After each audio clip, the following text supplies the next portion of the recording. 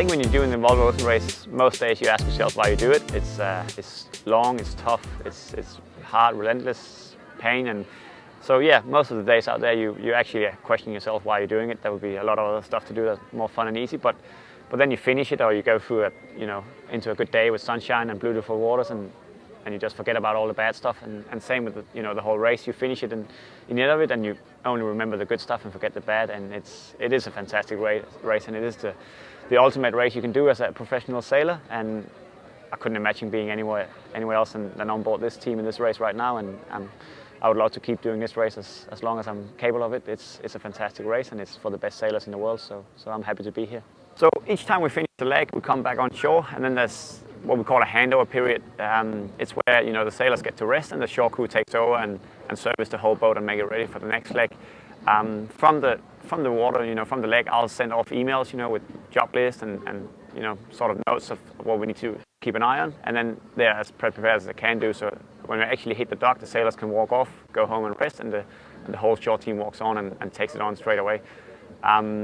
It's a full-on service period most of the stop, which means the winches is coming off, all the ropes coming off, sails, everything is more or less being stripped off the boat, and then it's getting serviced in the boatyard in the tent and replaced if there's any damage. Then the winches come back on with the rest of the hardware gear, and within a couple of days the boat is ready to race again, and most of the stuff is as good as new. So it is an important handover period, and it's what keeps the boat in good shape, and we can keep pushing the boat hard, because it's more or less a new boat that we take out each leg, which is ready to go for a lot of miles. Obviously, I'll go through the boat a few times a week to check everything, and depending on the weather, I do a more thorough check, and then I'll send off my notes and my issues to the shore crew, and they can sort of prep the week for them to service the boat.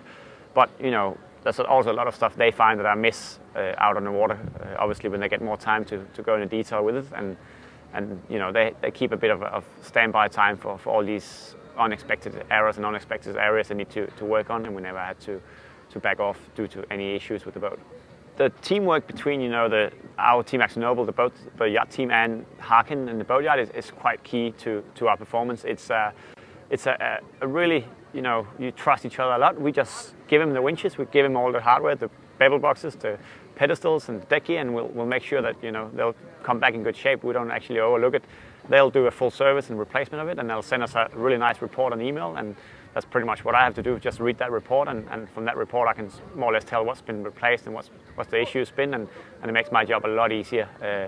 And it's sort of just a simple report with green, orange and red colors to say where we need to keep an eye out for, and what's been slowing us down a little bit here and there. So it's really nice and simple, and makes the life of a boat captain a lot easier than it used to be.